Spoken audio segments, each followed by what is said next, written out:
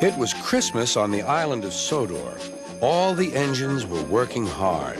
Thomas and Toby were busy carrying people and parcels up and down the branch line. Everyone was happy.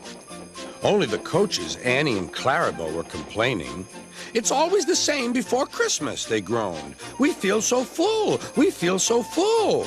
"Oh, come on," said Thomas. "Where's your festive spirit? Christmas Day is almost here." By the side of the track was a little cottage with a familiar figure waving to them. "It's Mrs. Kindly," whistled Thomas. "Beep, beep! Happy Christmas!" Thomas always felt better for seeing her. Christmas just wouldn't be Christmas without Mrs. Kindly, he said to himself. When work was over, Thomas went to see the other engines. All their coats had been polished. "Huh," said Gordon. "Just look at us. Your driver will have to work fast to get you as smart as us." "Never mind that," replied Thomas. "I've something important to say. Do you realize it's been a whole year since Mrs. Kindly saved us from a nasty accident?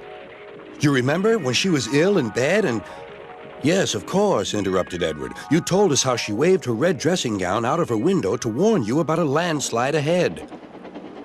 "And you and Toby gave her presents?" Percy joined in. "And Sir Topham Hatt sent her to the seaside to get better." "But," said the other engines, "the rest of us never thanked her properly." "Exactly," said Thomas. "So now I think we should all give her a special Christmas party." Everyone was getting very excited, and the drivers felt sure that Sir Topham Hatt would agree, as indeed he did. The engines were all busy making plans when silence fell.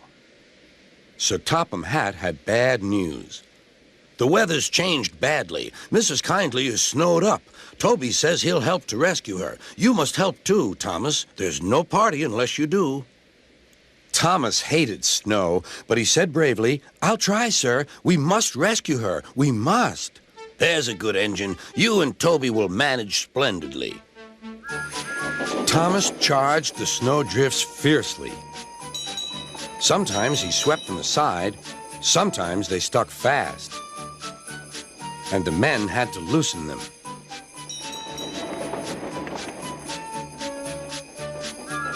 But at the cutting near the cottage, they could go no further. "Look at that!" exclaimed Thomas's fireman. "Beep, beep! Here we are!" An answering wave came from an upstairs window. Then they heard a familiar sound.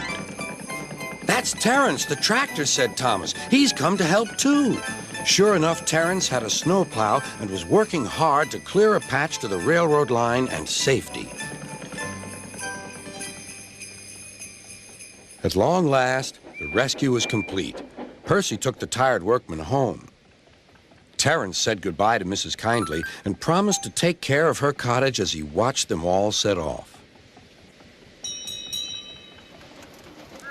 The engines made good time.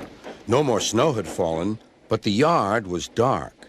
There was no one to be seen. Thomas's heart sank. Suddenly, all the lights went on. What a marvelous sight awaited Mrs. Kindly. "Well done," said Sir Topham Hatt. "I'm really proud of you all." Mrs. Kindly especially thanked the smaller engines. "Thomas and Toby are old friends," she said. "And now, Percy, you are my friend too." Percy was very pleased. "3 cheers for Mrs. Kindly," he called. "Beep, beep, beep." They all whistled. "We wish you a Merry Christmas, we wish you a Merry Christmas, we wish you a Merry Christmas and a Happy New Year." Thomas the tank engine and his friends thought it was the best Christmas ever, and Mrs. Kindly could think of nowhere she would rather live than here with them on the island of Sodor.